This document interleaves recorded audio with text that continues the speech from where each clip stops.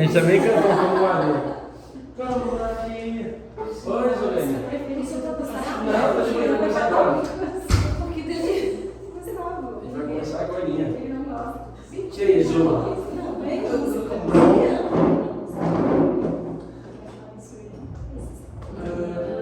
Aí paguei pra ver essa música, eu falei, vai essa música aí de Mas eu lembro que eu falei que eu tinha gostado de Como Maria, a primeira vez que eu ouvi, eu gostei, depois foi, né? O Marcelo ouviu errado. Eu ouvi. Não é que eu ouvi errado. Eu fiquei cantando errado. Eu fiquei cantando outra coisa na cabeça. Ela fala como Maria que estava seus pés e disseste. Eu ficava como Maria que estava de pé no deserto. Ficava na minha cabeça. Mas não é porque eu errei, porque na minha cabeça eu ficava falando isso. Aí eu falei, aonde está isso na Bíblia? Não tá, gente. Na minha cabeça eu ficava fazendo isso.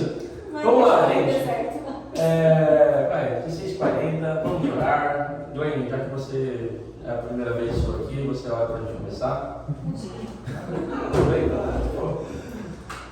Senhor, abençoa essa IBD, que possamos estar debaixo da palavra do Senhor, que possamos aprender, capacita o Marcelo, que ele possa trazer todas as informações, que seja um momento incrível de sabedoria, de entendimento para todos nós. Que o Senhor possa abençoar cada um aqui, quem ainda não chegou, está vindo, chegue rápido, vamos começar. Em Jesus, Amém. Amém. Show. Gente, quem estava aqui na semana passada? Só a Azul e o Henrique. Na semana passada não, semana retrasada, né? A Azul estava, mas não, você não estava. Estava? Eu estava trabalhando. Eu não sei se eu estava achando. Não, Não, foi semana passada. A semana retrasada foi sobre Páscoa. Foi sobre. Ah, tá. Eu tive Damasio e eu tive. E a Ana, né? E a Ana, verdade. Enfim, hoje na verdade a gente ia fazer, eu vou ser bem sincero com vocês, a ideia era a gente fazer um. Deixa eu pegar uma coisa aqui. Era a gente falar sobre eleição, sobre uma predestinação, escolha e tal. E é um tema que, assim, independente de sermos uma igreja arminiana, é um tema aberto para a igreja, porque, tipo, os arminianos também acreditam nisso, né? Porque está escrito na Bíblia, tem que acreditar. Porém, eu não acho ainda que talvez seja muito sábio a gente jogar assim, vou falar sobre isso, porque eu acho que seria legal a gente bater um papo com os pastores antes, falar, a gente vai apresentar os dois pontos, assim, antes de falar. Então, fica para mais para frente, a gente ainda vai falar sobre isso se Deus quiser, mas a gente trouxe um outro tema muito mais importante, na verdade, do que a doutrina da eleição, que é a doutrina da igreja. Isso também está nas 20 bases da fé do Wayne Gruden, que é o livro que a gente está usando. E eu queria perguntar para vocês, o que é uma igreja, no primeiro momento? O que é a igreja? O que define uma igreja? Com I maiúsculo é um prédio. Hã? Com I minúsculo é um prédio. Tá, mas vamos lá. O que é a igreja, gente? A gente não vai responder. A gente sabe a resposta padrão de todo mundo, que a igreja é um lugar, a gente fala, vou na igreja, pensa no prédio. E aí, como eu ainda estou aprendendo, eu tenho a resposta que eu sei que é a resposta bonita, que a gente fala que a igreja somos nós. Mas se eu falar que eu tenho o resto da base e a resposta para te dar, não tem. Mais alguém? Alguém quer comentar alguma coisa? Marcos vai fazer teologia, não pode mais também. Foi responder assim, brincadeira. Então, a gente gosta de diferenciar dentro do ambiente acadêmico, o pessoal diferencia a igreja com I maiúsculo da igreja com I minúsculo. Tipo, a gente gosta de tratar assim porque são duas coisas diferentes. A igreja com I maiúsculo, teoricamente, ela é uma coisa, a igreja com I minúsculo, como a gente disse, ela é só um prédio. Mas quando a gente fala sobre igreja, a maior parte do tempo a gente está falando sobre essa igreja aqui, sobre a igreja com I maiúsculo, que por definição, a gente vai ter a definição do próprio Wayne Gruden, que é a igreja é a comunidade. Sabe que eu estou muito ruim? Ou dá para me ver? Ótimo, estou melhorando então. A igreja é a comunidade de todos os cristãos de todos os tempos. De todos os tempos. Essa igreja aqui, ela é a famosa igreja espiritual. A igreja de Cristo, ela é a comunidade de todos os cristãos de todos os tempos. E o que quer dizer? Que não quer dizer que a igreja necessariamente é só aquilo que a gente vê, não é só quem está do nosso lado. Mas a igreja ela tem a ver com todas as pessoas que fazem parte desse ajuntamento espiritual ao longo de todos os séculos. Inclusive, tipo, o termo que a gente tem no grego, na verdade é um termo que vem lá do hebraico já, que é um termo hebraico chamado kahal, que é a primeira vez que aparece, está em Deuteronômio 4, quando Deus fala para Moisés, reúne este povo. E esse reunir, que é essa palavra kahal, ele está basicamente falando, convoca uma assembleia. Junte pessoas em torno de um assunto, junte pessoas em torno de uma coisa só, que no caso, ele convoca esse povo que eu vou falar com ele. E quando nasce pra gente na tradução para o grego, que é a língua materna do Novo Testamento, a gente tem esse kahal traduzido pela palavra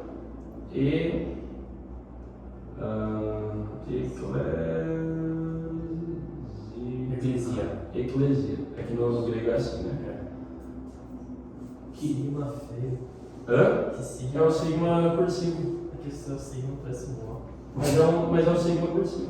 Mas o que ele escreve todo dia não tá bom? Porque se Não, é que no grego, é que o sigma quando você vê no escrito ele é meio assim, mas no cursivo ele é assim. Enfim, eclesia, que significa basicamente assembleia ou congregação, ou dentro da etimologia você vai ter alguma coisa como chamado para fora. É como se você chamasse alguém para fora de algum lugar para frente ter uma reunião. Então a igreja basicamente é uma assembleia, uma reunião de pessoas. Só que quando a gente fala que é a comunidade de todos os cristãos de todos os tempos, a gente tem que ler isso à luz de Hebreus 12, que fala que nós estamos agora rodeados de tão grande nuvem de testemunhas. E ele vai traçar ali os heróis da fé, ele vai falar de Abraão, vai falar de Jacó, vai falar de Davi, vai falar de N pessoas. Então assim, essas pessoas também fazem parte da igreja. O que quer dizer que assim, não é que a igreja ela está viva agora. A igreja ela existe ao longo dos séculos, ao longo da existência, e a igreja é uma assembleia espiritual, uma reunião de pessoas santas, purificadas, em prol de Jesus Cristo de Deus. É o povo de Deus, basicamente. Certo? Certo? Algum comentário a fazer isso? Então assim, tanto os crentes de antes, quanto os crentes do futuro, fazem parte dessa mesma igreja.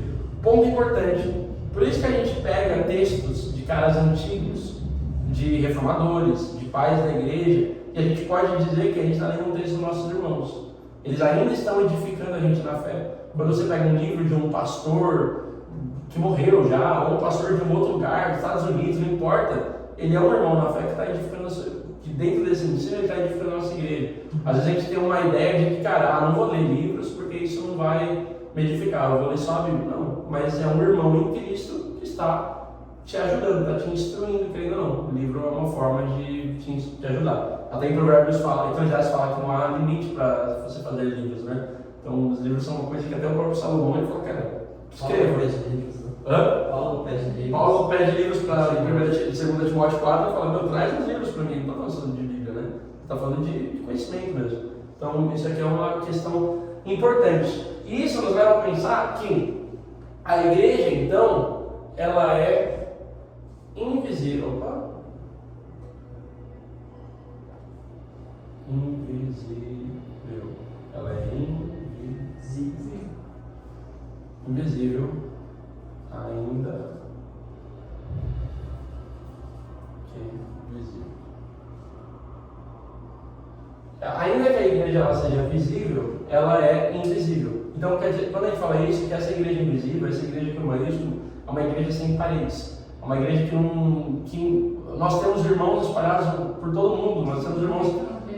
Exatamente, é uma igreja que não tem fronteiras. E isso vai bater onde? Necessariamente, porque esses conceitos todos que a gente tem, eles vêm principalmente lá de 1500 e Guaraná de rolha, nem que agora na época, mas 1500 e alguma coisa, 1517 para frente, que é com a Reforma Protestante.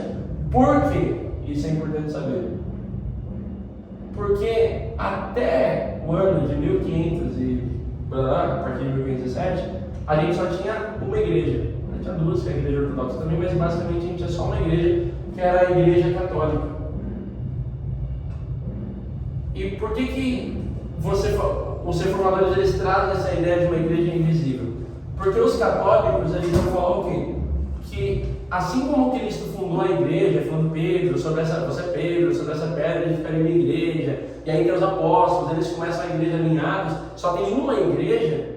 Tipo, os católicos eles vão pegar toda a tradição, toda essa recorrência, a igreja católica, teoricamente, ela vai descendendo. Eles têm por eles, para eles, que o Pedro, inclusive, foi o primeiro Papa. Então, isso foi uma descendência, foi sucedendo, até que é a única igreja. Então, para você estar dentro de uma igreja, você precisa estar dentro dessa igreja visível, que no caso é a igreja católica.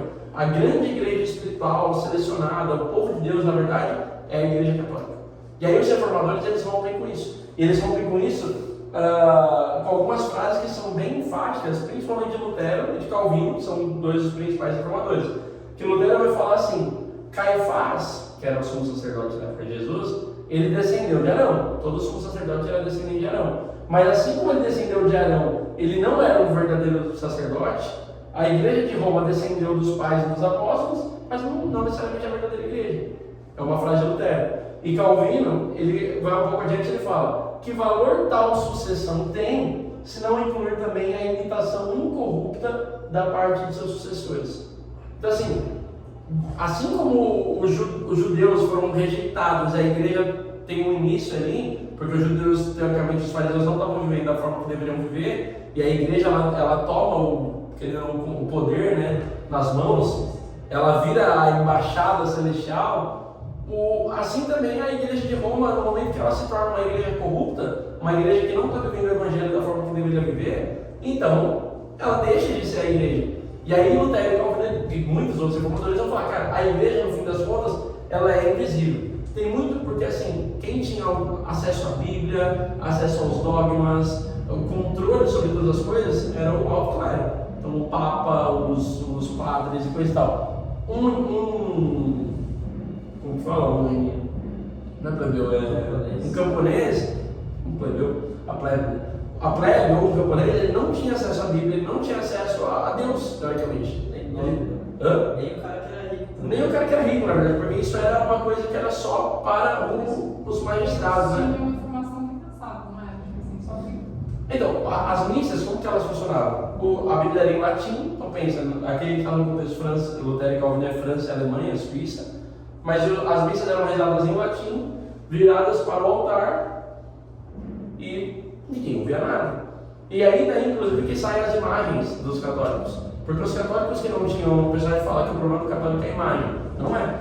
Porque os camponeses que não tinham acesso a Deus, teoricamente, não tinham acesso ao sacerdote, não tinham acesso a nada, à Bíblia, eles faziam o quê? Eles se apegavam nas imagens que faziam, nos quadros, nas pinturas relacionadas à sua história. Eles não podiam nem entrar, Muitos não podiam nem, os escravos não tinham acesso, né? Então, você vai ter o quê? Eles precisavam se apegar a imagens, falando: já que eu não sei, quem está me contando a história são as culturas, as esculturas. Então, se eu estou longe do sacerdote, estou longe de Deus, eu tenho Paulo aqui, eu tenho Pedro, eu tenho Maria, E aí você começa esse apego à imagem do católico, ele é muito cultural, né? Mas é porque, e aí você entende isso que Lutero, Calvino e todos os reformadores, eles vão bater nesse ponto. A igreja, ela é invisível. E tem até uma frase de Lutero que ele fala perante o Papa, que ele fala: um camponês armado com um versículo da Bíblia tem mais autoridade que o Papa. Porque a Bíblia é a nossa regra de fé geral e prática. Você vê que o cara pode ser queimado em plena Idade Média, diante do Papa, peitando o Papa. Ele tinha uma costa meio larga também, tem um príncipe que defende proteger ele. Mas ele fala: cara, um camponesinho, um versículo de Bíblia, sem entendimento nenhum, ele tem mais autoridade que você, ó querido Papa. Então, a igreja, ela é invisível porque ela fala sobre esse ajuntamento dos santos em todos os lugares, em todas as eras, ao longo de todos os séculos. E são pessoas que estão remidas por Cristo, vivendo o Evangelho, independente de onde elas estejam. Independente do lugar, independente do país, independente da cidade, independente do prédio. E aí está um ponto importante, porque a gente começa, depois da reforma, a ter muitas diversificações nas doutrinas, e a gente fala: cara, qual é a verdadeira igreja? Onde está a verdadeira igreja? Onde está a verdadeira doutrina? E aí você vê muita gente, às vezes, chateada, amargurada, machucada com a igreja, saindo do lugar onde está. Esse café está com cheiro bom. Saindo do lugar onde está. Não, fica sem eu tô bem agora, pô. Eu quero tomar café, assim que funciona. Então você começa a perceber que assim, da onde procede essa dor das pessoas? Será que eu estou numa igreja certa ou não? Talvez na falta de conhecimento do que é uma igreja correta. E aí a gente vai ter, na verdade, antes de falar sobre isso, eu queria falar sobre essa igreja visível também. A igreja visível, que aí é o ponto complexo de tudo isso, que ainda que a igreja verdadeira seja invisível, e que dentro dessa igreja mesmo, da cristã da família da Anália Franco, tem um crente e tem um não crente, que tem mesmo. Aqui existe uma igreja invisível, mas a gente não é crente, aqui a gente não tem como saber, porque isso cabe ao Senhor. Talvez eu não sei, espero que seja, mas enfim. Mas é uma questão muito complexa, porque a gente não tem capacidade de julgar. Mas o ponto é que a igreja visível, ela é necessariamente e por caracterização o que o mundo vê. E isso é aí que mora o perigo. Por quê? Porque o que o mundo vê, a gente pode tratar como igreja visível de fato. A igreja é invisível ainda que visível. E o mundo vê a igreja visível, mas ele vê essa igreja prática, essa igreja palpável. E daí vem o problema de todo mundo com a igreja. Porque dentro dessa igreja visível tem gente que é e tem gente que não é. E o mundo começa a ver essa complexidade que é. No final, o mundo julga o que é visível. E julga o que é visível. Que não necessariamente representa a verdade e o que existe. Exatamente. E isso é complexo por quê? Porque, no fundo, quando um cara que é do mundo, ele vem e critica a igreja por algo errado que ela fez, ele está certo. Isso é a parte mais complexa. Talvez porque E não é obrigação deles saber. E não é obrigação deles saber. A obrigação, na verdade, é nossa, de viver essa igreja. E aí a gente começa, o cara que vem e fala assim, a igreja ela maltrata as pessoas. A igreja, por exemplo, você pega a igreja católica que, com a Inquisição, que eu lembro que eu fiz uma viagem para Machu Picchu e eu conheci o guia, ele era um descendente de xamã e tudo mais. E ele meio que tinha uma aversão ao cristianismo. Por quê? E aí a gente conversando, foi até legal que ele falou, cara, eu nunca ouvi o cristianismo do jeito que você falou. Foi a primeira vez que eu ouvi alguém explicar dessa forma para mim. Porque para mim, o que é o cristianismo? A igreja católica veio, viu o conhecimento astronômico que os antigos tinham, tratou todo mundo como bruxo, queimou todo mundo em prol desse Deus de vocês. Ó, cara, muito complexo, né? Porque essa igreja que fez isso faz parte desse ajuntamento de santos. É uma igreja invisível. E aí você começa a sentir na pele e fala, caramba, olha só o que a gente fez. O que eu fiz, né? Eu acabo com a imagem do evangelho quando eu não vivo isso aqui. Eu destruo, eu faço o mundo ver uma coisa que não deveria ver. Por conta da minha corrupção. E isso é a parte complexa dessa igreja visível. Então, como o mundo vê, importa. A gente tem que se importar como Deus nos vê, mas como Deus nos vê e como o mundo nos vê, às vezes está atrelado uma coisa a outra. Claro que o mundo não vai amar a igreja. O mundo não vai querer, quando eles forem confrontados com a verdade, eles vão nos odiar. Isso é um fato, isso é bíblico.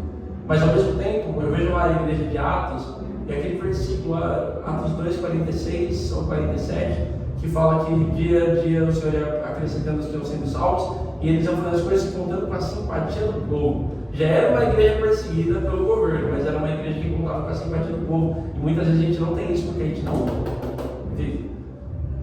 Complexo. Enfim, outra coisa importante, que a igreja, ainda que ela tenha essa questão de ser invisível e invisível, e tem a questão também de que a igreja é local e universal. Nós somos a universal. Então, essa música muito bom. O local e universal. Ponto importante, o nome, a palavra católica significa universal. Quando ele fala a igreja católica, creio na Santa Igreja Católica, creio na Santa Igreja que é universal, que é para todos os povos, que é para todas as pessoas. Então, teoricamente, na essência da palavra, nós somos católicos, porque nós somos uma igreja invisível e universal, porém não apostólicos romanos, né? Que é católica, apostólica romana. A nossa é apostólica também. Nossa igreja é uma igreja católica apostólica, mas não católica apostólica romana, que é a igreja que Roma criou, né? Apostólica no sentido que temos apóstolos, mas no sentido que a gente está baseado na doutrina dos apóstolos, exato.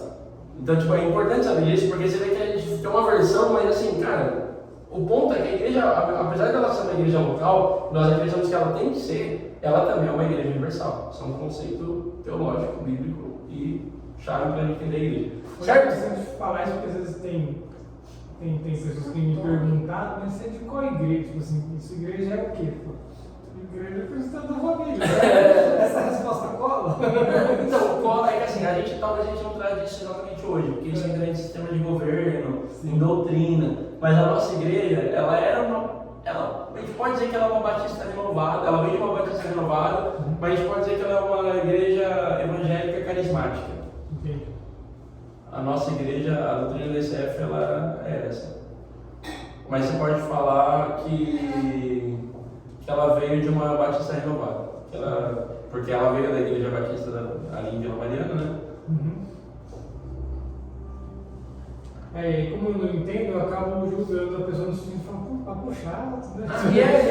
Mas ele é bem chato mesmo, mas assim, é porque tem muitas diferenças mesmo. Você vai, por exemplo, e diferenças doutrinárias. Você vai numa igreja presbiteriana, são nossos irmãos em Cristo, eles batizam crianças. Nasceu, batizou. Meus pais, eu indiquei meus pais para ir na presbiteriana, os pais daí que são da mesma igreja presbiteriana. Então assim, tem uma outra doutrina. Eles acreditam na ceia de uma forma diferente que a gente acredita. Eles são calvinistas em sua teologia, nós somos arminianos, nossa teologia é arminiana. Então assim, tem questões que são diversas, e por isso que acho que a pessoa pergunta também para entender se tem mais a ver com, de repente, com aquilo que ela já acredita. Se dá para ela manter uma conversa sobre isso ou se ela já desvia disso. Exato, porque assim, você vai para uma igreja pentecostal, é totalmente diferente da presbiteriana. Na presbiteriana eles batem palma, na pentecostal eles falam. Entendeu? É totalmente diferente. Por isso que a pessoa ela já fica meio assim, né? Você tem que fazer tipo, alguma MD, tipo, explicando essas diferenças de carismático, batista. É até bom saber que tem lugares que se dizem a Congregação Cristã do Brasil. É cristã no nome, mas esse vai da doutrina. A gente não acredita, e eu vou abordar isso, de que algumas igrejas sejam igrejas. Por quê? Vocês vão entender o que caracteriza uma igreja. Mas enfim, alguma dúvida até aqui sobre isso? Algum comentário? Marcos? Deixa eu ler aqui o que está na declaração de fé da igreja. Legal. Sobre igreja, sobre o que a gente é. Eu estou procurando aqui a cartilha da igreja, mas eu não achei o PDF. Aqui, cremos que a igreja é o... tudo isso que você falou, tá?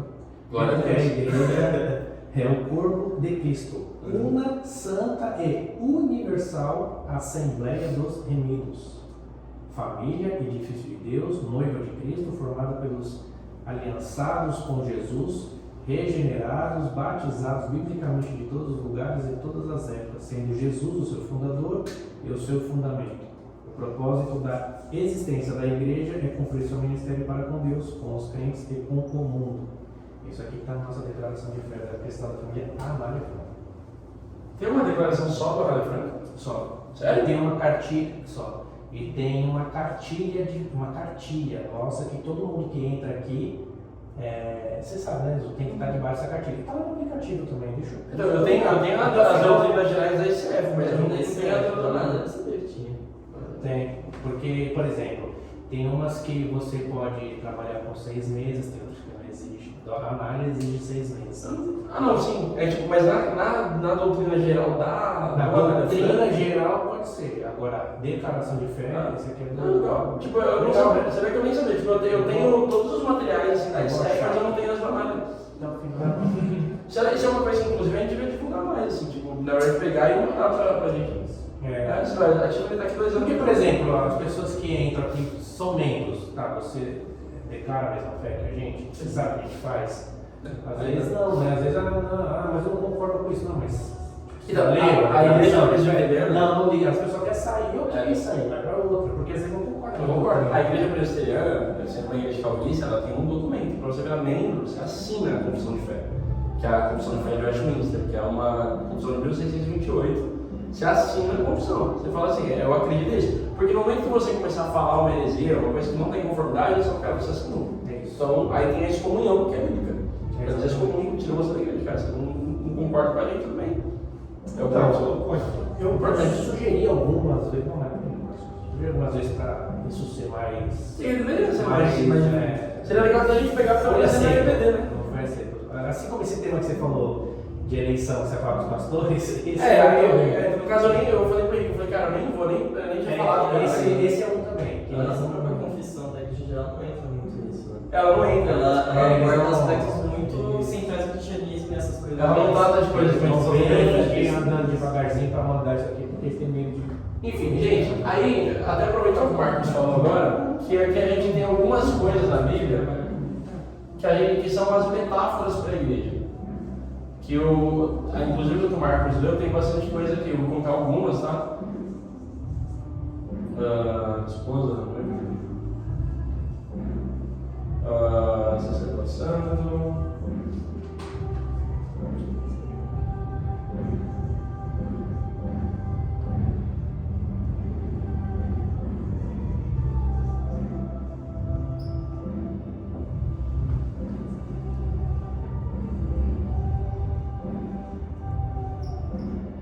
O que acontece? A gente tem algumas metáforas bíblicas para o que a igreja é. Nenhuma delas assume o que é a igreja em sua abrangência. São todas figuras de linguagem porque a igreja ela representa. Isso aqui, inclusive, eu quero até falar um pouco mais. Que é sobre o conceito de um cara específico. Metáforas. Primeiro, família. Tem até um conceito que eu trouxe ontem. Não lembro quem eu estava falando, mas eu ia até trazer na pregação de ontem, mas eu acabei não trazendo.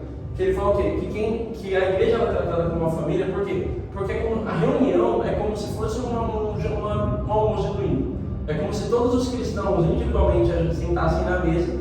Essa mesa molda a pessoa individualmente, ao mesmo tempo que essa mesa ela fala sobre quem é essa família. Ou seja, a forma como a família se expressa na mesa, ela fala muito sobre como aquela igreja é. E aí tem uma frase que fala assim: quem somos como família molda o que fazemos.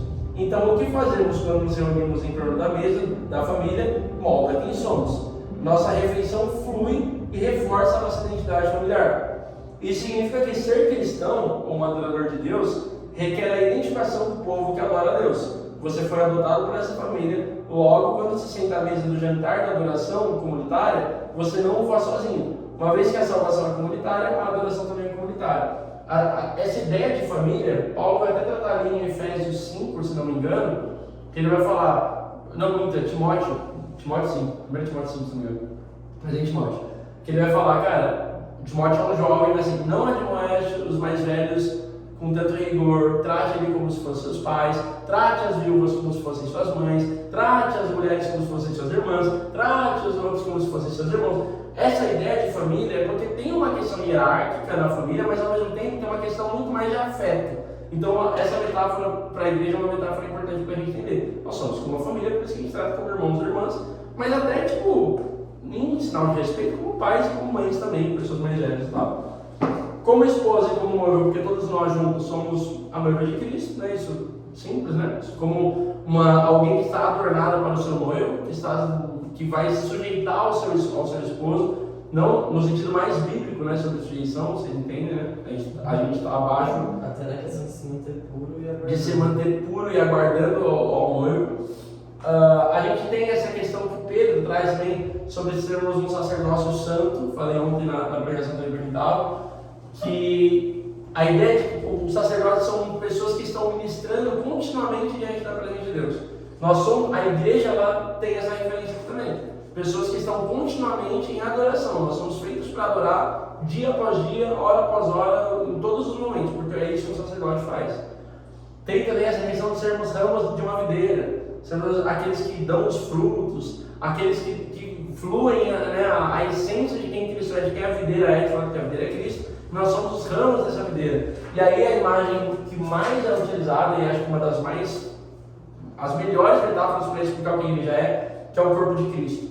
O corpo de Cristo, você vê que Paulo vai falar isso em Efésios 4, Romanos 12, 1 Coríntios 12, Pedro vai trazer também uma das listas, mas ele vai falar o que é do corpo de Cristo? Que existe um cérebro comandando e que cada pessoa ela tem uma função específica, que o pé não pode falar para a mão, que a boca não pode falar, que cada coisa tem uma função, cada parte, e nós somos um organismo vivo que juntos, comandados pela cabeça, funcionamos, e aí Efésios 4 vai falar, edificamos o nosso próprio crescimento em amor. Assim como a minha mão é usada para me lavar no banho, meu pé é usado para caminhar, os meus olhos para ver, minha boca para falar muito até, não é verdade?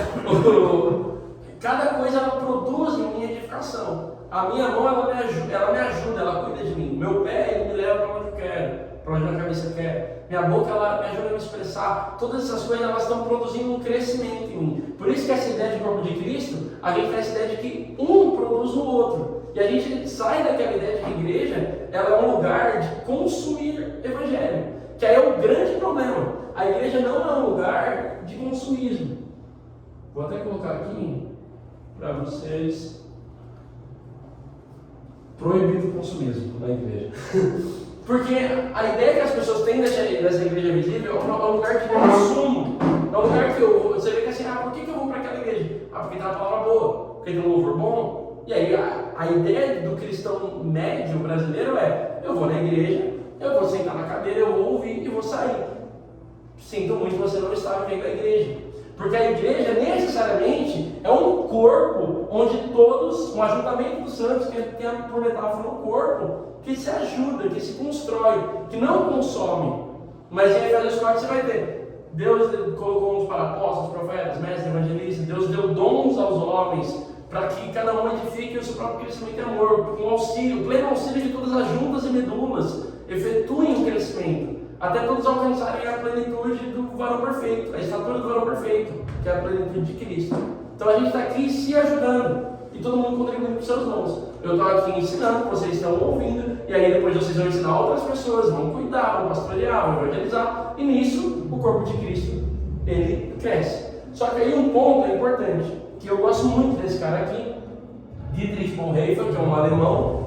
Esse cara, ele foi pastor de uma igreja chamada Igreja Confessante na Alemanha, ali em meados de Hitler, ali na época do Hitler. E antes do Hitler ser o Hitler que a gente conhece, a igreja, instituição evangélica, ela já estava se rendendo ao Hitler. Ela botava o Hitler como um enviado de Deus, como um cara que estava restaurando a economia depois da crise de 29 e falando, cara, esse cara ele está ajudando a gente. E o Bonhoeffer, antes da guerra, muito antes do Hitler ser o Hitler que a gente conhece, ele vai falar, cara, não é. Esse cara está distorcendo, porque Hitler era um cristão, né? Esse cara está distorcendo o que é o Evangelho e a igreja está se rendendo a esse cara. E aí, dentro desse ponto, ele tem um livro chamado Discipulado, que é um livro que fala sobre nós sermos discípulos de Cristo, é um livro bem complexo, bem extremista, porque ele sai dessa igreja rendida ao nazismo e ele acaba falando que, assim, ele pega o sermão do monte e vai destrinchando, é bem difícil de engolir. Só que tem uma coisa muito legal quando ele fala sobre o corpo de Cristo, que o corpo de Cristo, ele trata literalmente como Cristo na terra, Cristo em carne. E eu acho esse um conceito muito legal para a gente ter algumas compreensões dentro da igreja. Porque ele vai dizer, cara, Cristo ele não está presente em carne mais na terra. Mentira, porque ele está presente em carne por meio do seu corpo. Então, qual que é a forma que a gente tem de ter um encontro com Cristo? Necessariamente quando a gente se encontra com o seu corpo. Por isso que não tem como se relacionar com Deus, com Jesus Cristo, caso você não esteja na igreja. Por isso que não tem como você encontrar perdão se você não encontrar perdão na carne de Cristo. Se você não encontrar perdão no outro. Por isso que a gente precisa de um momento de confissão do nosso pecado para o outro. A igreja católica vai dizer que é só para o sacerdote, mas a gente acredita que entre os irmãos é o lugar onde a gente confessa o nosso pecado, é o lugar onde a gente se ajuda e é o lugar onde a gente é perdoado também. Porque quando um outro irmão, ouvindo o seu pecado, o seu arrependimento, ele vira para você e fala, Cristo te perdoa, é o próprio Cristo te perdoando. Aí tem até a questão da disciplina eclesiástica, quando Jesus fala, quando tiverem dois ou mais, ali estarei de vocês. Tipo, por quê? Porque vocês são... Jesus ele fala para Pedro, eu estou dando a chave dos céus para vocês. E ele fala nesse contexto de disciplina eclesiástica. Ele está falando, o que vocês tiverem ligado na terra, terá sido ligado nos céus. Porque como uma embaixada celestial, vocês estão aptos, vocês têm identidade, um passaporte celestial para dizer como que o céu lida com essas questões. Vocês são cidadãos de um reino que não é daqui, só que vocês são uma embaixada celestial e por isso vocês podem ou não emitir passaportes, vocês podem ou não confirmar cidadãos, vocês podem ou não perdoar dívidas. Por isso que essa ideia do corpo de Cristo para mim é muito valiosa para a gente, porque a igreja ela tem que ser esse lugar onde a gente se auxilia, se perdoa, se abraça, se ajuda, se edifica. Amém? Alguma dúvida sobre isso? Acho que isso só lembra, acho que esse é o ponto em que a Igreja Católica Apostólica Romana errou, né? Que esse conceito de que eles que vão fazer a ligação, eles vão Aí vão marcar como a igreja visível que é responsável por isso, e por isso vão se botar como pé de igualdade com a escritura. Exatamente. Eles colocam a igreja católica, a tradição da igreja, a história da igreja, a instituição católica, em pé de igualdade com a Bíblia e com o Papa. Então os três valem a mesma coisa. Se o Papa falar uma coisa, a Bíblia é outra e a tradição é outra, então a gente abandona, joga para baixo do tapete e é isso. Entendeu? Enquanto que, e aí tem até a questão do perdão, que o perdão ele só é feito ao sacerdote. Porque o sacerdote ele é o detentor dessa autoridade para te perdoar ou não. Por isso que tem a questão dos confessionários e coisa e tal. Pra gente não é assim, é mais livre. A gente perdoa os pecados entre nós, que é o que inclusive fala lá em Timóteo. Se tiverem, orem, a oração de fé salvará o doente, se tiver cometido pecados, eles serão perdoados, coisa e tal. Você vê que ele está falando no ajuntamento dos santos, certo? Tiago, perdão. Mas enfim, outra questão, que agora, vocês têm alguma dúvida mais sobre isso tudo que a gente falou agora? Comentários? Eu lembrei agora do Pedro Conclano, que ele sempre gosta de fazer como vai falar essa questão do corpo de Cristo, cada um tem uma função. Ele sempre gosta de lembrar que a relação nós dentro da igreja é a relação que tem de Deus dentro da Trindade, que é algo cooperando para o mesmo bem. Então, dentro da Trindade, óbvio que a nossa relação com Deus é vertical, só que a nossa relação dentro do corpo da igreja é uma relação horizontal. Então, sim. E essa questão de, todos aqui dentro da igreja a gente está cooperando para cada uma coisa. Então, o meu tio Eduardo como pastor, a Valéria como a diaconisa, e cada um exercendo o seu papel dentro da igreja, só que com o mesmo objetivo. E isso é uma questão que é difícil da gente até entender. Eu conversei bastante com o Eduardo para tentar entender a própria dele, mas como é correto quando ele coloca a hierarquia. A gente entende a hierarquia como um processo de cima para baixo. Então tem o pastor, e aí vai acontecendo. Só que a hierarquia dentro de um aspecto cristão, ela não é assim, ela é horizontal. Então você tem o pastor, você tem os líderes, você tem, sei lá, os ministérios. A hierarquia ela funciona assim. Então assim, eu gostei muito da frase que o Eduardo falou uma vez, ele falou, cara, eu sou o pastor da igreja, essa é a minha função, mas o meu ministério não é maior que o teu. Isso é uma coisa que me pegou muito, falei, difícil de entender, né?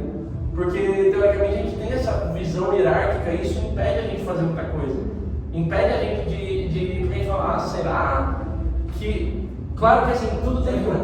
Será que eu posso? Tudo tem que estar em conformidade com o corpo. Por isso que assim, quando a gente foi o Henrique falou, cara, a gente queria ver como ajudar a EBD, organizar, a gente falou com o Leandro e tal. O Leandro falou, cara, esse é o teu ministério. E não quer dizer que eu tô acima, quem cuida da EBD são vocês. Eu nem me preocupo, porque eu vejo para vocês são cristãos, vocês estão fazendo aquilo lá. Eu nem me preocupo, eu vou ver, eu vou assistir, mas eu não vou ficar em cima, esse é o nosso modelo de igreja. Então, até uma visão que a gente tem pro ano, né, desse negócio de horizontes, que é dos jovens, a visão que a gente colocou para aí, é da gente tentar se estabelecer mais em posições dentro da igreja para auxiliar. Porque não é um culto separado, a gente tem um ministério de jovens, só que o culto é domingo. A igreja ela é muito maior do que os jovens, então a gente precisa estar nas mídias, precisa estar na EBD, precisa estar no louvor, precisa estar na diaconia, que é uma coisa que a gente precisa de jovens na diaconia. Não precisa? É isso, entendeu? Cada um tem a sua função, né? Cada um tem a sua função, independente de idade, independente de sexo, independente do que for. Se for colocar meu tio Eduardo para fazer o almoço no culto 10, não vai dar certo. Não, exatamente. Mas vai colocar, sei lá... É o talento dele? Não, provavelmente vai ficar ruim, entendeu? Ele não é porque ele não poderia, porque ele não sabe cozinhar. Exato, e aí dá o ponto, que isso é um negócio importante a gente ter. Que cada pessoa tem que estar na posição que reflete o seu talento, que reflete aquilo que Deus deu. Então assim, tem pessoas que são pregadoras, e elas vão pregar. Tem pessoas que não estão aptas para isso, não precisam, mas elas vão ser aptas em outras coisas. Tem pessoas que vão dar aula e elas talvez sejam aptas a isso. Tem pessoas que talvez dão aula e não são aptas a isso, então elas não deveriam estar lá. Isso é uma coisa que a gente tem que ter muito claro pra gente. Porque assim, Deus ele tem... Às vezes a gente sabe, isso é uma coisa que eu falo pra mim, em relação ao louvor. Eu não sou um cara do louvor. Eu gosto de música, eu toco, mas eu sou um cara do buraco. Enquanto eu ficar batendo na tecla, achando que eu sou do louvor e coisa e tal, talvez eu mais atrapalhe a igreja do que eu ajude. Por quê? Porque onde Deus me quer, não necessariamente é ali. Não necessariamente é naquele lugar. Talvez Deus me queira na EBD, não no louvor. E é ali que eu vou frutificar. É ali que eu vou... Talvez Ele queira nos jovens, não no louvor. Então assim, às vezes a gente está perdendo esse desenvolvimento, esse aprimoramento que vem de Deus, porque a gente está pegando uma coisa que a gente talvez goste, mas não é o nosso talento. Isso acontece. Isso, por exemplo, Deus está falando comigo disso sobre louvor agora. Eu até orei para Deus, já entendi, não quero. E senti assim, vai dando tempo, vai saindo aos poucos, tal, porque está chegando outras pessoas também. Então, às vezes eu sou um grande evangelista, um missionário transcultural, e eu estou ali travado, sei lá, em uma área que não é a que eu tenho que estar. Então isso é uma coisa importante. E essa questão da hierarquia também é muito legal, eu gosto muito. Visão do Eduardo, do André, isso é muito bom. Mas enfim, outro ponto, igreja e reino. Minha pergunta para o nosso amigo Glenn. A igreja é o reino de Deus? Glenn. Era só essa parte da pergunta. É só. A igreja é o reino? Eu já ouvi, mas eu não posso afirmar que é. Mas é uma coisa para você. É porque eu acho que eu não tenho a compreensão do que quer dizer o reino de Deus. Se for pegar pela. Eu sou uma pessoa racional, então eu faço uma análise sintética da coisa. Se todos nós somos a igreja e entendemos que é o reino que é Deus que manda, sim. Bom ponto. A igreja é o reino? Acho que sim. Marcos, a igreja é o reino? Acho que não. Sua igreja é o reino? Por que não é o reino? Porque, como explicado ali, no primeiro ponto, a igreja somos nós, todos os cristãos, de todas as épocas. Né? E o reino de Deus está acima disso. Na verdade, Jesus é a cabeça da igreja. Se for pensar por esse lado, sim, seria o reino. Mas Jesus é a cabeça da igreja. Logo, ele está acima, a gente embaixo, apesar de a gente ser os santos de Deus. Então, por isso eu disse não. Essa é a minha opinião. Mais ou menos nessa mesma linha. O reino, para mim, é algo muito superior. Veja, essa igreja na minha humilde concepção, nós estamos nos preparando para chegar a esse reino. Interessante. Ponto importante, tem esse cara aqui, se vocês não quiserem anotar o nome, chama George Led. George Led é um dos principais caras falando sobre teologia bíblica no Novo Testamento, principalmente, e alta referência acadêmica teológica para quase todos os teólogos que existem hoje. Tipo, ele já morreu, eu não sei. Mas ele fala muito sobre essa questão de igreja, reino e coisa e tal.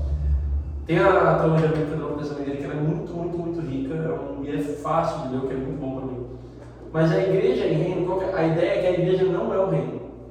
A igreja, na verdade, ela tem algumas questões relacionadas ao reino, mas ela não é o reino. O reino de Deus ele é uma coisa muito mais ampla e abrangente. Então, quando você fala sobre o reino de Deus, você fala sobre anjos, você fala sobre principados e potestades, você fala sobre querubins, serafins, você fala sobre o homem, você fala sobre a igreja, você fala sobre os povos, ali tem a questão do judaísmo também, dos judeus antes. Tem muitas coisas que formam esse grande reino de Deus, que a gente não tem ideia da complexidade do tamanho. Porém, a igreja, apesar de não ser o reino, ela é uma ferramenta criada pelo reino para algum fim. Então assim, a igreja, a gente pode dizer que alguns pontos que o Led coloca, inclusive, que é o reino, em primeira instância, cria a igreja. Quando Jesus ele vem anunciando as boas novas do reino, ele está fundando, querendo ou não, a igreja, mas ele separa, né? Ele fala, o meu reino não é deste mundo, o meu reino, XYZ, o meu reino, isso aqui. A igreja, o reino, então ele cria a igreja como uma ferramenta para anunciar as boas novas do reino, certo? Para anunciar a chegada do reino. A gente pode dizer também que a igreja ela é uma testemunha do reino.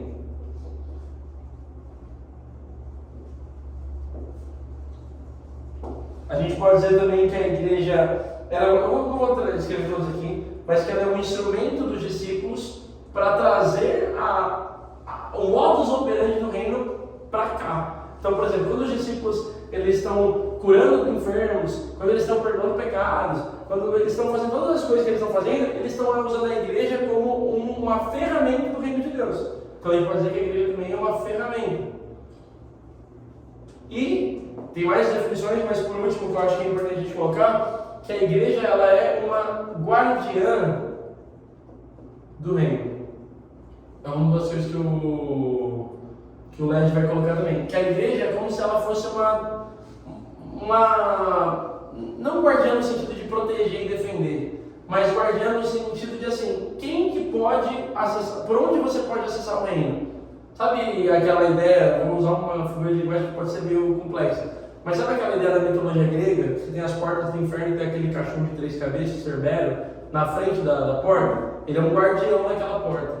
Então basicamente a igreja, ela, da mesma forma, mas em outro contexto, ela é uma guardiã na entrada para o reino. Se você como homem quer adentrar esse reino, você só consegue adentrar esse reino dentro da igreja. É impossível, por isso que assim, é impossível existir um cristão desigrejado.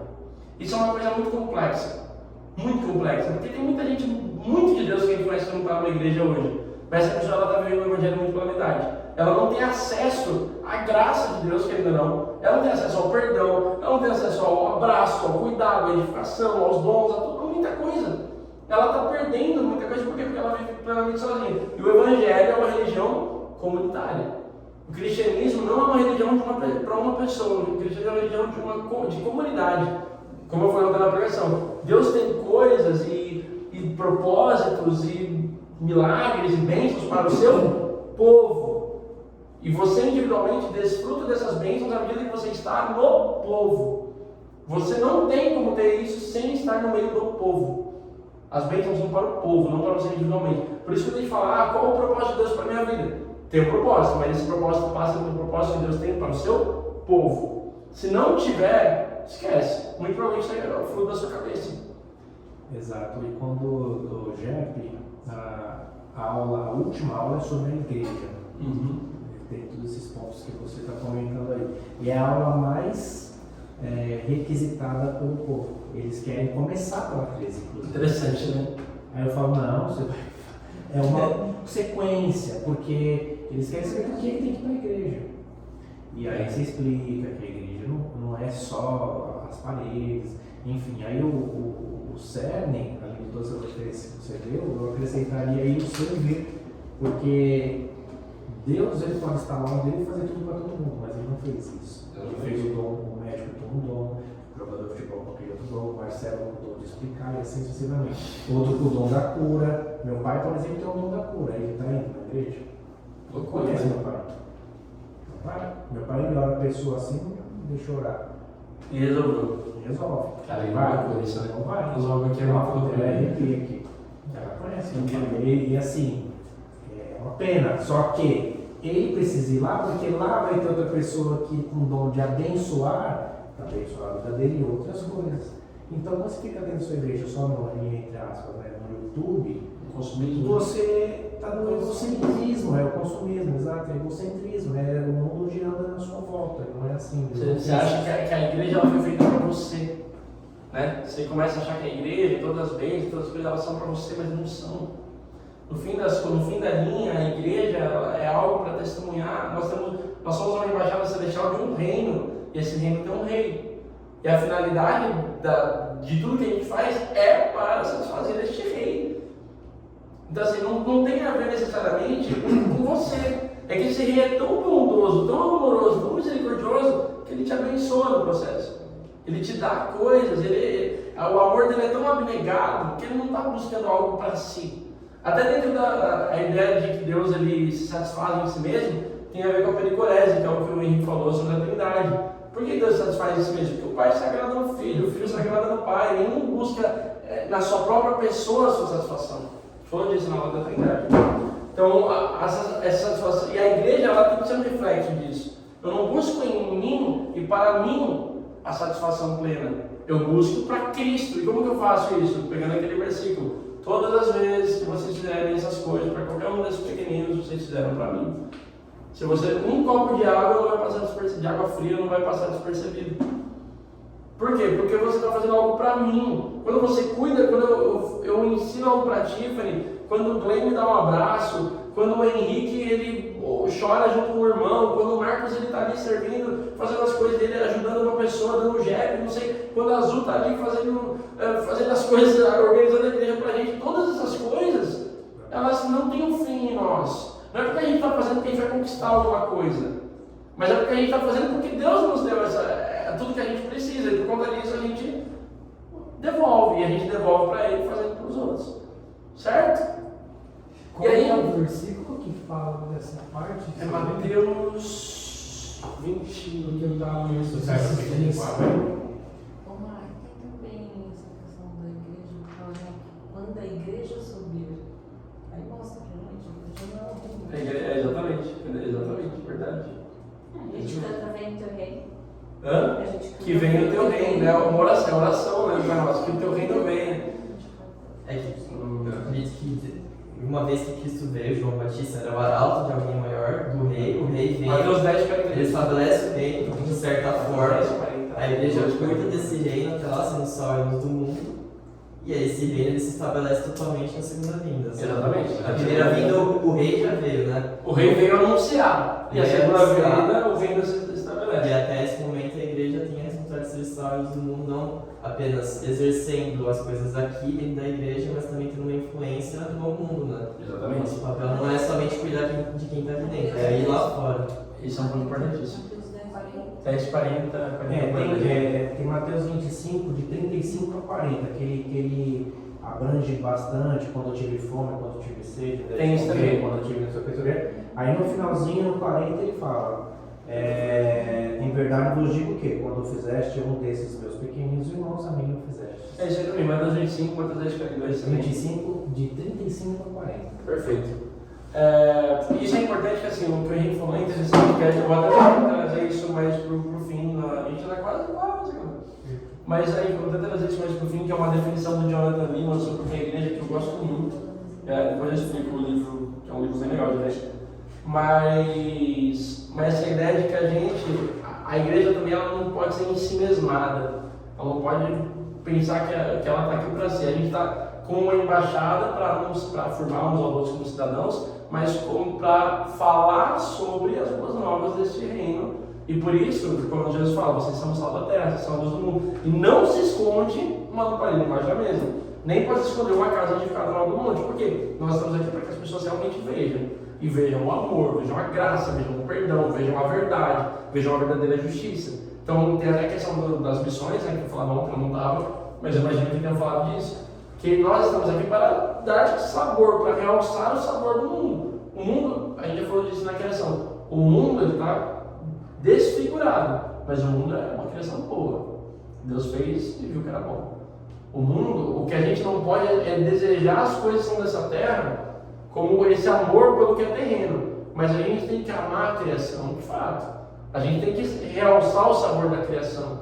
Por isso, evangelizar, trazer, por exemplo, universidades, hospitais, todas essas coisas foram feitas por cristãos. E você pode dizer que essas coisas realçaram o sabor do mundo. Imagina a gente na universidade. Foram cristãos que começaram, inclusive depois do calvinismo. Imagina ser hospitais. A igreja que fez. Se tivesse só Orfanato. se tivesse só pastores, não tivesse médicos, engenheiros. Exato. A igreja ela constrói muita coisa, ela emana dela muita coisa. A gente até brinca, eu falo, tô fazendo trabalho para a Globo. Nossa, como consegue? Cara, a área que eu estou trabalhando lá só tem crente. Como? O Daniel estava na Babilônia sendo chefe das feiticeiras. Como você explica uma coisa dessa? É uma coisa complexa. Então assim, você tem que estar ali para as pessoas olharem e falar assim, cara, vocês são bons. Por que vocês são tão bons assim? Cara, a gente é toda igreja. Já aconteceu isso, inclusive. A gente é toda igreja, todo mundo aqui trabalha só na igreja. Cara, incrível, vocês são muito bons. Pois é, olha lá. A gente não é bom por causa da gente. Acho que pelo se não me engano, acho que foi na Chama Droga, é um programa que, tipo um programa não, um trabalho que tem das universidades e escolas, né, para fazer evangelização e tal, então eles vão ensinando, é como se fosse um curso, e eles vão ensinando a como começar uma célula, enfim, dentro de uma faculdade, de uma escola, e aí eles falavam, acho que foi o Cantareiro que falou exatamente isso que você falou, Marcelo, de que a gente como cristão, a gente precisa invadir esses lugares, os hospitais e, enfim, escolas, universidades e todos os ambientes, tipo, na Globo, da política. Se as pessoas verem que existem realmente cristãos de verdade, talvez mude também a percepção também. Mas porque eles vão ver a igreja visível vai ser outra igreja. Outra igreja. Isso é o melhor que você faz, né? Você é alguém medíocre porque, tipo, Lutero mesmo, né? Vai falar a questão de que se você for glorificar Deus, não precisa ser o clérigo, pode ser o sapateiro. Se você for o melhor sapateiro, as pessoas vão ver que, nossa, o cara é competente, vão se interessar em você e vão perguntar por que você É diferente dos você outros. é diferente dos outros. E casa muito com o que falou ontem no Projeto Missões, porque eles falaram muito sobre a gente usar aquilo que o Senhor nos deu como profissão para alcançar o reino. Então a gente não precisa só ser missionário transcultural. Dentro do nosso trabalho a gente também consegue usar aquilo que o Senhor nos deu, né, como trabalho para poder alcançar outras pessoas, né? Como ferramenta, exato, a nossa principal ferramenta. Cara, por que eu comecei a escrever isso inteiro? Eu continuei conversando aí. Tem um ponto interessante que, como o Henrique falou aí, né? Que Deus fala que tudo que fizer, faça como se fosse para mim, né? Vocês trabalhem como se fosse para Deus, estudem como se fosse para Deus, tudo é para Deus, né? E tem umas pesquisas já, quando você vai entrar no mundo homem, umas pesquisas que os empresários estão escolhendo contratar cristãos mais, por conta das entregas. Porque como os cristãos têm isso em mente, faça o seu melhor, não para o seu chefe, para Deus. Então, eles estão, quanto mais cristãos eles têm no time, o resultado da empresa ele sobe. É que isso não é nem algo novo, né? Tipo, se for Não é olhar, quando a gente vai estudar calvinismo na escola, vamos falar que uma das coisas que mostra que o cara é eleito é porque ele fica rico. Mas essa é uma má interpretação do texto de Weber? Max Weber, que ele fez um estudo em cima dos puritanos, dos calvinistas lá na Inglaterra, porque eles tinham uma ética de trabalho, literalmente o trabalho dele era a ética cristã do trabalho. E por que esses caras proliferavam no trabalho, ficavam ricos? Porque eles entregavam tudo que eles tinham, eles faziam tudo com qualidade. Só que isso não é porque eles eram eleitos, eles ficavam ricos. É a mesma questão do judeu. Tipo, o judeu é rico. Não, o judeu, a ideia de prosperidade do judeu era muito boa, porque a ideia de prosperidade do judeu ela é de satisfação do que ele já tem. Então ele produz e prospera naquilo que ele tem, por isso que ele fica rico. Até na questão de comunidade, né? De você ajudar, tipo, você tem Eles são obrigados. Você vai lá, você ajuda o cara e...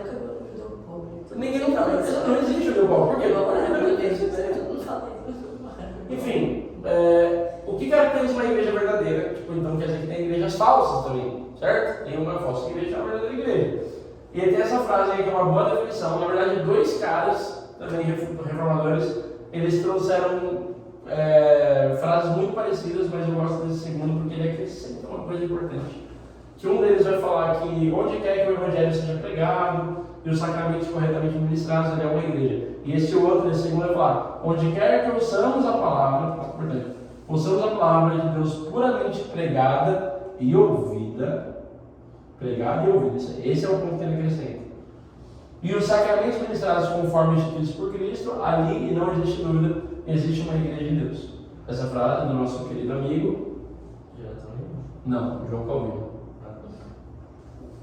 Você vê que a ideia, o pessoal vai no Calvino muito como o pai da predestinação, mas o ponto da igreja é Calvino, as principais campos de estudo dele é eclesiologia e adoração. Tipo, mas o ponto ali que ele fala, porque Lutero, que era o primeiro, ele não fala sobre, ele fala que o evangelho é corretamente pregado, mas teoricamente não é só pregar corretamente, mas a igreja tem que ouvir corretamente também. Então assim, como que a gente caracteriza uma igreja verdadeira? Um lugar onde a palavra de Deus ela é puramente pregada e ouvida, onde os pastores, os presbíteros pregam e os membros comuns ouvem, e os sacramentos são ministrados. Sacramentos, para a gente tem dois sacramentos, que é ceia e batismo. A Igreja Católica vai ter 7 sacramentos, 11, não sei. Tem um monte. O que são sacramentos? São formas sagradas da gente fazer o que Deus estabeleceu, o que Jesus estabeleceu. Para a gente, o batismo e a ceia são esses sacramentos. Então, se há uma administração correta dos sacramentos, então o batismo ele confirma ali o membro, e a Santa Ceia, que a gente vai ter hoje, ela também é um momento da gente sentar na mesa como uma família e partilhar deste corpo de Cristo, da gente comer o pão, da gente tomar o sangue, porque nós podemos fazer isso. E participar da ceia quem se batizou, porque já faz parte. Exatamente. São coisas que definem a membresia. Então, isso caracteriza uma igreja. Por isso que muitos, assim, não dá para falar que uma célula caseira necessariamente é uma igreja. A gente às vezes fala, então onde tem 2 ou mais é uma igreja. Não. É uma igreja verdadeira, onde primeiro é pregado e ouvido o evangelho de uma forma correta e os sacramentos são ministrados. Os ajuntamentos familiares são válidos, são importantes, e tem que ter PF, coisa e tal. Mas não dá para falar que é uma igreja. Entendeu? Não dá para falar que é necessariamente. E aí, isso também quebra o que é uma falsa igreja. Porque, por favor. Mas diz que as primeiras igrejas começaram assim, Nas casas. Mas eles tinham a administração dos sacramentos. As igrejas em Atos, você vê que Paulo em Coríntios, ele está fazendo o texto que o André sempre pega lá para ler, e eu recebi o que também me destes, que na noite que foi traído, tomou o pão, partiu em 2. Paulo está falando para a igreja de Corinto como que eles deveriam tomar ceia. A igreja de Corinto é uma casa, eram poucas pessoas, vão ter ali 50, 60 pessoas no máximo. As igrejas ali em Atos têm mais ou menos esse tamanho. Acho que a maior igreja era Éfeso, que não devia ter mais de 100 pessoas. As igrejas eram pequenas e feitas em casas. Então eles estão falando, quando vocês se reunirem, tomem a ceia desta forma, porque assim, não tomem a ceia do jeito que vocês estão fazendo, porque vocês estão fazendo errado. O texto de Coríntios vai falar sobre isso. Não façam em particular. Não façam em particular. Não é só para uns, que tinha uma divisão de pessoas mais ricas e mais pobres. Os mais ricos se juntavam, comiam, tinha uma festa, antes eles comiam, os pobres chegavam, não tinha nada para comer, e depois eles tomavam a ceia. E Paulo fala, quando vocês se reúnem, vocês se reúnem para mal, não para mim. Vocês não estão tomando a ceia, o que vocês estão fazendo não é ceia, porque a ceia é o quê? É o momento que juntos como igreja vocês partilham de todas as coisas, tem tudo em comum. Então, uma igreja, por mais que ela seja uma reunião pequena, para ser caracterizada como uma igreja, ela tem que ter essa correta administração dos sacramentos. E aí, a gente tem também, por exemplo, a igreja católica, que tem 7 sacramentos. A gente não concorda com a igreja católica, porque a ideia dos sacramentos da igreja católica são obras para a gente conseguir alcançar graça. Tem aqui, vamos ver. O batismo, a confirmação, a penitência, a Eucaristia, ordem, patrimônio e unção dos enfermos. A extrema unção dos enfermos é a extrema unção quando o cara está no leito de morte e o cara. Extrema unção. Mas enfim, são vários sacramentos e esses sacramentos você precisa fazer para alcançar a graça. No nosso caso, a ideia do sacramento é totalmente diferente. Você vê que a ideia da igreja católica e da igreja protestante, ela não é a imagem do santo, Maria ou o terço rosário, não é isso. São muitas questões teológicas que divergem. Uma delas, principalmente na questão dos sacramentos.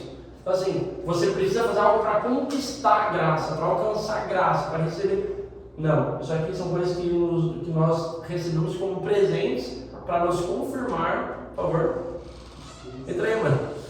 Para nos confirmar como cristãos, como cidadãos deste reino, desta igreja. Certo? Alguma dúvida aqui? Inclusive, qual que é um ponto importante de tratar aqui? Que quando a gente fala de igrejas falsas verdadeiras, a gente tem igrejas que têm doutrinas completamente diferentes, que se dizem igrejas, mas têm doutrinas muito diferentes. Então, por exemplo, a igreja dos Mormons, o Testemunho de Jeová, a própria Congregação Cristã do Brasil, são igrejas com doutrinas diversas. Então, assim, o Testemunho de Jeová não acredita que Jesus é Deus. Então, já é uma doutrina que a gente se afasta e fala, isso não é uma verdadeira igreja. Os Mormons acreditam realmente que em algo a mais que o Evangelho, que é o livro dos Mormons, as folhas de ouro recebidas, e que eles não acreditam também nessa divindade plena de Jesus Cristo. A Congregação Cristã do Brasil já é um pouco mais maquiado isso, mas eles não avaliam contextos, tem muitas questões diferentes. Alguns presbiterianos mais radicais vão pegar algumas igrejas mais em vigência hoje em dia, vamos dizer que são seitas. O próprio Augusto Nicodemus tem uma série no YouTube falando sobre seitas e heresias. Ele vai colocar a igreja adventista, vai colocar a igreja universal, vai colocar algumas igrejas como seitas, porque elas não partilham da mesma doutrina que a igreja cristã reformada, né, protestante. E o que define uma seita é que eles falam que eles têm a resposta da da salvação. Eu ia falar mais ou Mas o que eu não sei se é a única coisa que eu aprendi, assim, que acho que eu lembro que falaram sobre essa questão da congregação seca é caracterizada como uma seita, porque eles acreditam, essa foi a expressão Que eles têm. que só eles, como se eles fossem os eleitos, só a Exato. congregação. Nós que temos a resposta certa. E minha mãe da congregação, né? Eles Complexo. acreditam muito que eles conseguem alcançar a bênção fazendo boas ações. Exato. Você vê que isso é uma coisa que você vai ter. Difícil falar, mas é uma coisa que você vai ter no Espiritismo. Isso que eu falo. Entendeu? Então você vê que são coisas que foram acrescentadas. Eles não acreditam nisso aqui, ó. Por quê? Teve uma vez que eu fui pra igreja, eu fui várias vezes na congregação, eu visitava bastante, alguns amigos lá. Uma vez eu fui terninho. A rigor, não, sentei lá, inário, pô, show. E aí veio depois com meu amigo aí no final, veio um cara conversar comigo, falou, opa, ô irmão, de qual comunidade? Aí eu falei, sou da igreja cristã da família. Ah, o irmão é primo? Falei, eu falei, sim, eu sou, só se você for filho de Zeus, né? Eu sou filho de Deus, é de Zeus, dois irmãos, é isso então. Porque, cara, eu não falei isso, eu não falei essa piada, mas eu queria. Eu pensei. O Espírito Santo segurou.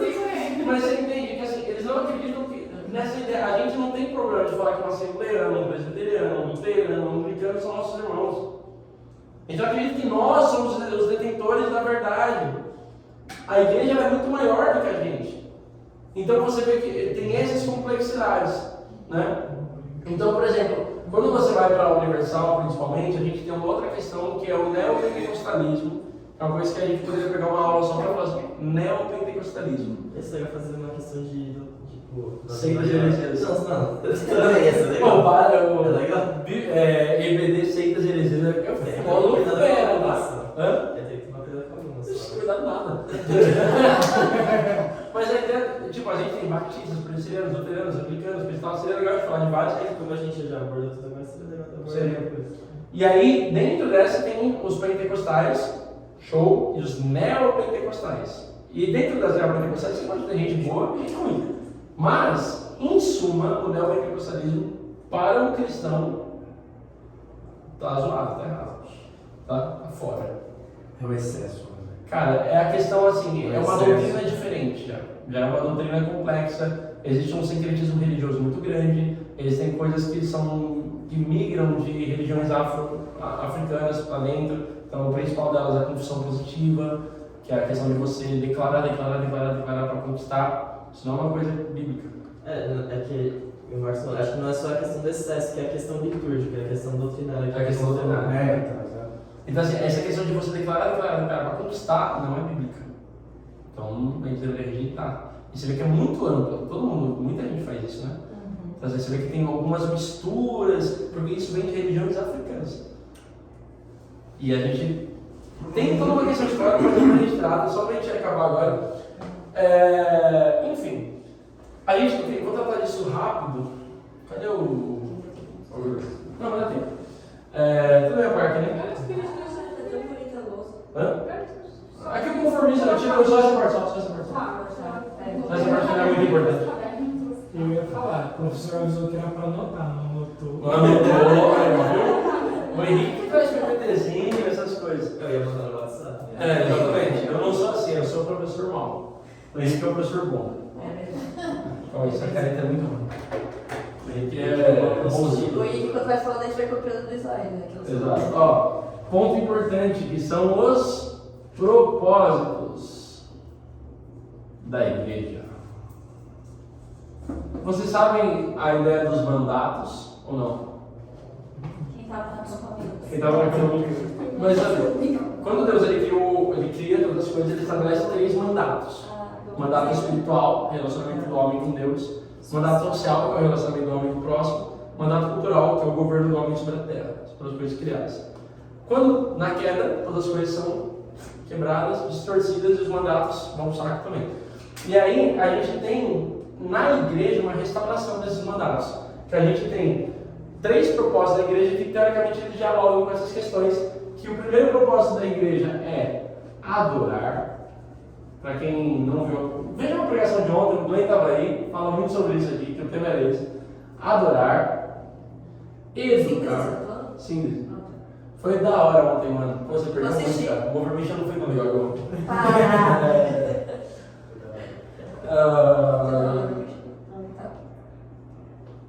Isso aqui entra na mesma questão, tá?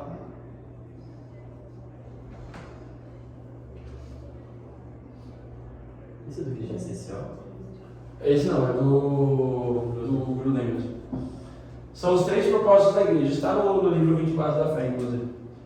3 propósitos da igreja. Você vê que ele restaura os mandatos, porque aqui ele fala sobre Deus, aqui ele fala sobre o próximo e aqui ele fala sobre a criação, né? A questão de evangelizar e coisa e tal. Você tem de volta essa reestruturação dos mandatos na igreja, a igreja sendo responsável por restaurar esses mandatos quebrados. Primeiro propósito da igreja: nós somos feitos para adorar, nós somos adoradores por essência. A igreja é feita para adorar o seu rei. A igreja não é feita para consumir o seu rei. A igreja é feita para adorar o rei. É o que a gente falou ontem na pregação, veja na pregação. Que a ideia é, nós não vamos à igreja para pedir e pedir e pedir. Nós pedimos, mas nós pedimos muito depois, a gente pede depois de entrar, da gente se sentir pleno na presença de Deus. Que aí você sabe quando você, primeiro eu entro dentro da presença de Deus, eu estou diante da presença de Deus. E aí eu o adoro, e eu o amo, e eu o louvo, e eu o exalto, porque é isso que eu tenho que fazer, porque eu fui feito para isso, eu fui feito para adorar. Depois disso, esse rei ele estende o cetro para mim, como foi para o Esther, e fala: qual é a sua bênção? E aí você pede. Mas, porque ele é tão amável que ele ainda nos dá coisas. Mas o ponto é que nós estamos aqui para adorar, por isso que a gente precisa estar com a boca aberta louvando ao Senhor. Por isso que nesse ajuntamento dos santos, a igreja adora, a igreja louva, junta. Por isso que a gente não precisa de instrumento, a gente precisa da boca de cada um louvando ao Senhor junto. Por isso que é tão bonito as igrejas com cenários. Eu acho muito legal algumas igrejas mais tradicionais, que eles imprimem as folhinhas com as músicas, e todo mundo chega com a folhinha e todo mundo canta junto. Cara, eu acho isso lindão, velho. Acho que a gente vai fazer isso um dia, porque é a igreja louvando. A gente não está num show ou num lugar para consumir algo, para consumir uma boa música, a gente está aqui para adorar. Esse é o foco da igreja. Segunda coisa, nós estamos aqui para educar. A igreja ela é um lugar de educação, e muito por conta do que esse cara fez, que também a gente entende isso hoje. Porque esse cara aqui, ele falava muito, uma igreja é uma escola.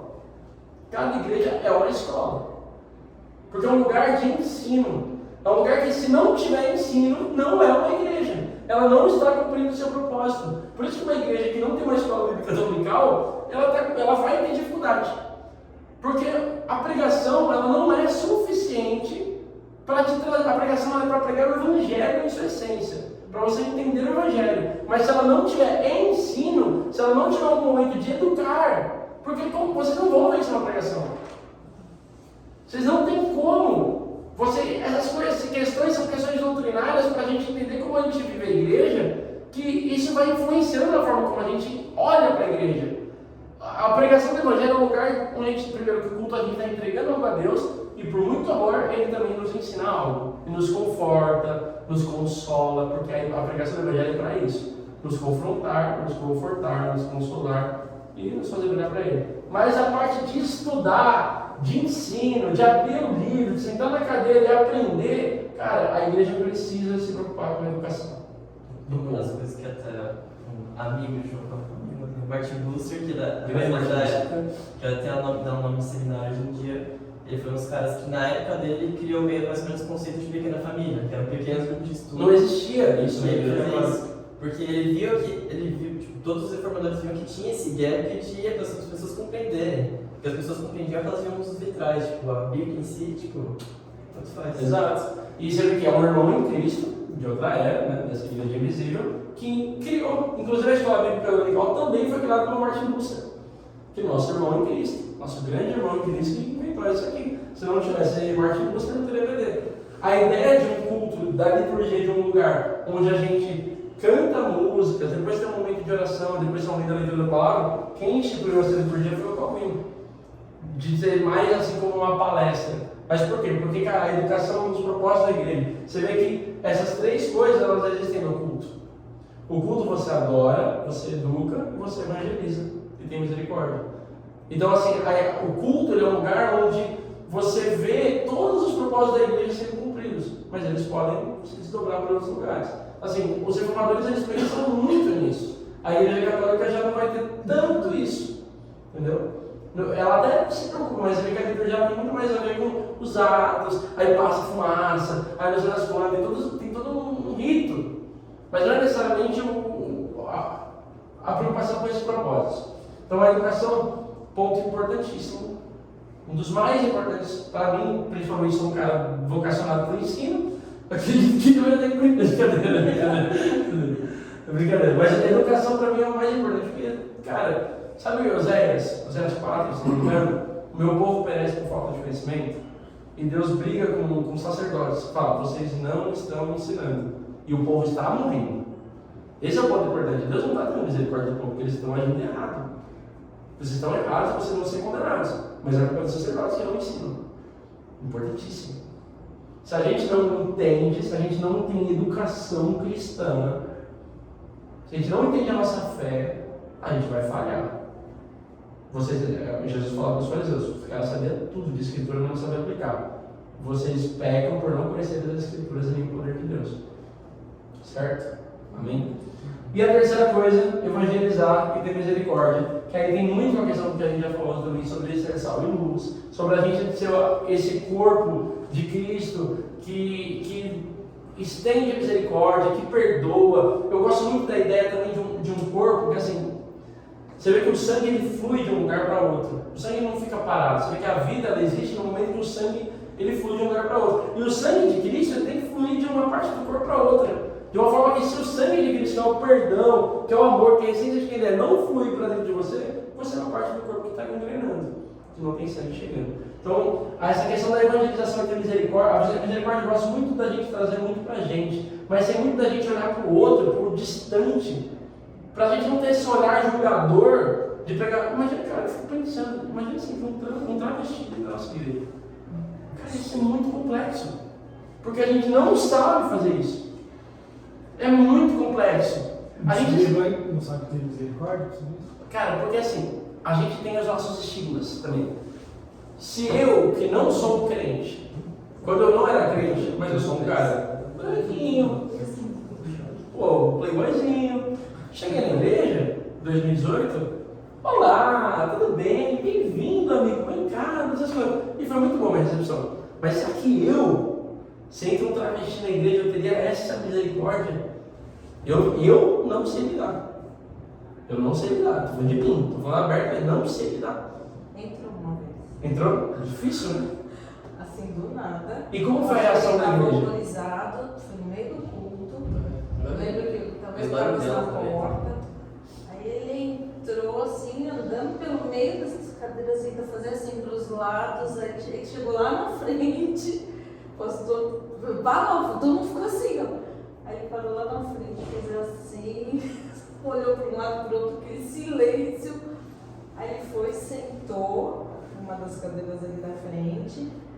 Aí o pastor continuou falando, né? A gente que vai dizer sobre comissão, porque ele estava alcoolizado, e a gente continuou o culto normal, tudo. Foi um choque. Mas não é um choque? Foi, porque Posso tirou tudo aproveitar lá. Claro. o momento? Então, Tem 2 minutinhos. tentando me estender. Eu trabalhei um tempão na empresa, na Apple, durante 12 anos, e assim, 90% é homossexual, não necessariamente um travesti montado, mas assim, todo mundo, tanto meninas, meninos, e aí Complexo. não dá pra saber. E no começo era difícil, e aí eu parei de julgar no momento que, assim, no final das contas, são pessoas. Cegas. Isso é difícil. E assim, e entre aspas, está tudo bem, porque são elas têm que, cada uma tem o seu processo, cada uma tem que aprender, a gente não tem que saber lidar de alguma forma. O ponto é, nós temos, a partir do momento que nós temos misericórdia, ok, entrou na igreja, ok, e aí? Aí dá o ponto, a gente não sabe lidar.